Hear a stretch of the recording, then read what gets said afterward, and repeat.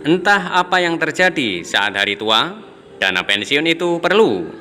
Dikutip dari CNBC Indonesia 11 September 2020.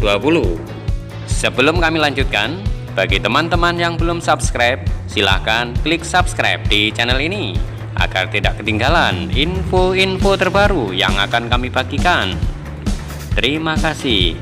Oke, kita lanjut.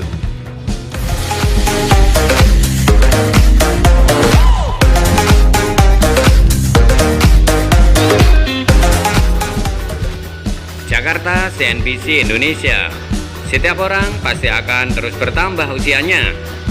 Usia produktif harus menjadi kekuatan dalam mengumpulkan pundi-pundi hingga siap menghadapi pensiun dan hari tua. Setidaknya ada beberapa hal yang harus disiapkan menghadapi pensiun dan hari tua.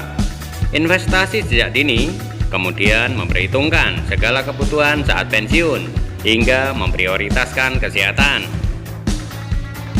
Hal utama yang menentukan besaran dana pensiun di masa yang akan datang adalah pengeluaran tahunan. Pertanyaan yang muncul saat ini adalah, apa gunanya dana pensiun yang dikumpulkan? Apakah untuk biaya hidup atau jangan-jangan akan digunakan untuk biaya berobat? Berikut ini adalah cara untuk mengumpulkan dan menggunakan dana pensiun secara tepat dari tim riset LifePal. 1. Besaran dana pensiun adalah cerminan pengeluaran saat ini dan di masa tua. Sebut saja seorang berusia 30 tahun bernama Pak Wayan. Pengeluaran tahunan bisa mencapai 100 juta rupiah setahun. Dia memiliki seorang anak dan harus menabung untuk pendidikannya hingga lulus kuliah. Belum lagi ada kewajiban untuk membayar utang jangka panjang. Setelah mengetahui pengeluaran tahunan itu, maka tanyakanlah pada diri sendiri, apakah pengeluaran untuk tabungan pendidikan, asuransi kesehatan, cicilan rumah atau mobil, dan sebagainya akan terus pada saat memasuki masa pensiun nanti? Besaran dana pensiun sejatinya dibagi menjadi 3 kategori pengeluaran gaya hidup.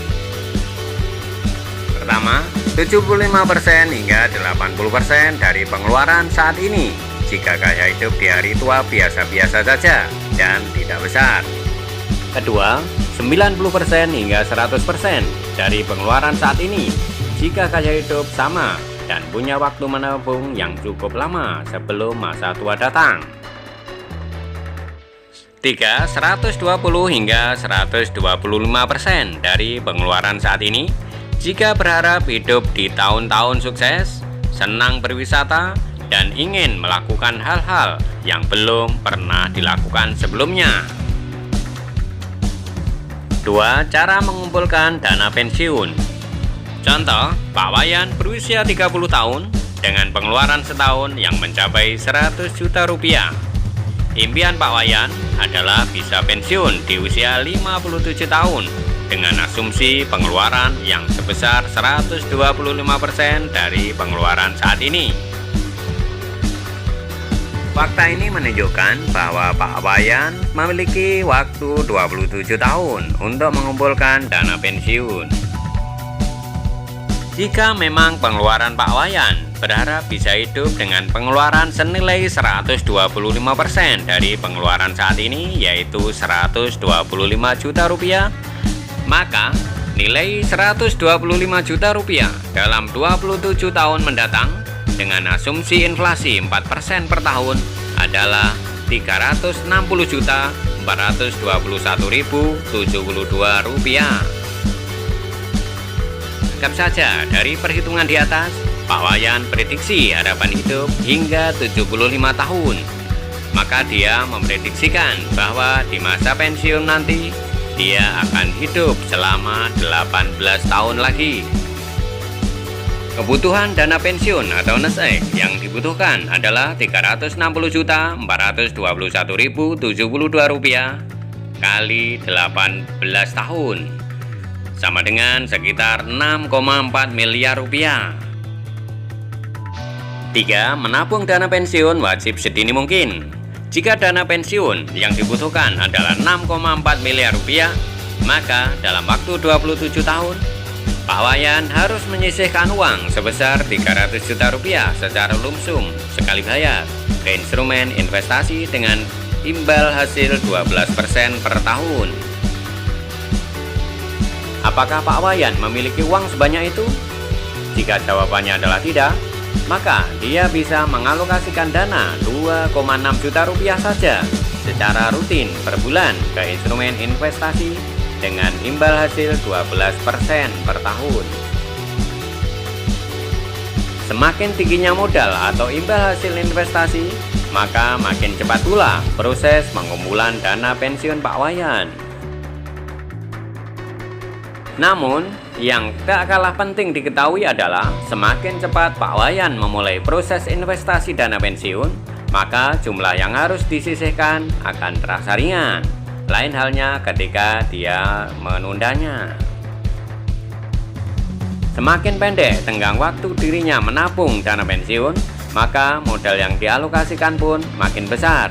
Impian pensiun dengan pengeluaran 120% dari pengeluaran saat ini bisa saja kandas. 4. Dana pensiun bukan biaya berobat. Survei dari Willis Towers Wilson menyebutkan bahwa kenaikan biaya kesehatan di Indonesia adalah 10 hingga 11% per tahun. Bayangkan saja, semahal apa biaya kesehatan 20 tahun yang akan datang. Risiko terserang penyakit kritis pun cukup tinggi di usia lanjut. Patut diketahui bahwa dana pensiun yang sudah ditabung sejak dini bisa saja hilang sekejap karena biaya pengobatan yang mahal. Itu sebabnya di usia tua nanti memang membutuhkan alokasi dana untuk risiko-risiko yang berkaitan dengan kesehatan. Memasuki masa pensiun nanti, besar kemungkinan Pak Wayan tak lagi masuk dalam ikatan dinas suatu perusahaan. Besar kemungkinan tak lagi bisa menikmati fasilitas asuransi kesehatan dari tempat bekerja. Itu sebabnya memiliki asuransi kesehatan di masa tua adalah solusi cerdas untuk mengatasi risiko finansial ini. 5. Apa kabarnya jika wafat sebelum masa pensiun? Sebagai kepala keluarga, kita tidak ingin melihat orang yang dicintai hidup pas-pasan di masa depan. Meski sudah memasuki masa pensiun, melihat mereka hidup terjamin dan bahagia adalah sebuah kepuasan batin yang tak ternilai. Bayangkah oleh Anda bagaimana kehidupan mereka setelah Anda telah tiada dan kehilangan pemasukan? Tabungan dana pensiun kita mungkin bisa dilikuidasi untuk kebutuhan hidup orang-orang tercinta kita. Namun bagaimana jika tabungan itu belum cukup? Untuk mengatasi masalah ini, setiap kepala keluarga tentunya dianjurkan memiliki asuransi jiwa. Selain bisa berguna untuk memitigasi resiko kehilangan penghasilan diterima keluarga karena kematian pencari nafkah, uang pertanggungan asuransi jiwa juga bisa dimanfaatkan untuk membayar pajak balik nama atau biaya hidup keluarga yang ditinggal. Itulah beberapa hal yang harus diperhatikan seputar dana pensiun dari cara mengumpulkannya hingga penggunaannya nanti. Intinya, jangan terlalu asik mengumpulkan dana pensiun hingga melupakan proteksi yang juga dibutuhkan di masa tua nanti. Demikian info terkini kali ini. Sekali lagi kami ingatkan, bagi teman-teman yang belum subscribe, silahkan klik subscribe di channel ini agar tidak ketinggalan info-info terbaru yang akan kami bagikan. Terima kasih.